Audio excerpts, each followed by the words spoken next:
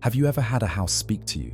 Not in whispers or squeaks, but with a silent story so dark it wraps around your soul. Welcome to the tale of the key that unlocks nightmares.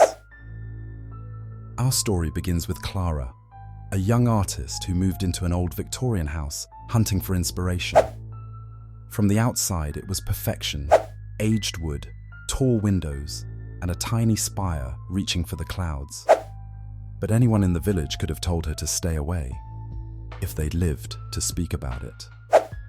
Inside the attic, she found a rusted iron key dangling from a string. It wasn't stored in a drawer. No, it hung ominously in the middle of the room, too heavy for the brittle string holding it up. Clara assumed it was an antique, a small treasure to add to her collection of oddities. But when she slipped it into her pocket, her world began to unravel. That night, Clara dreamt of doors, endless, creaking doors, each revealing forgotten nightmares. A room teeming with spiders weaving sticky webs around her feet.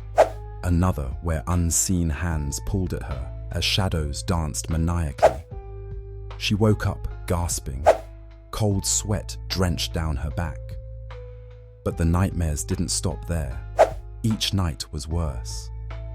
The visions extended to her waking moments. The walls in her living room seemed to pulsate, as if breathing. The iron ached against the pad of her fingertips whenever she held it, but she couldn't let go. Not until she realized the house itself wanted her to open a particular door.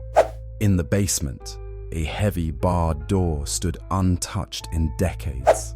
Beneath Clara's skin, invisible whispers coaxed her to bring the key to the lock. It was unbearable. The closer she got, the stronger the pull became. And when the key clicked into place and the door creaked open, a forest of black mist poured out like venom, swallowing her in its depth. Did Clara escape? Was she devoured? No one can say for sure.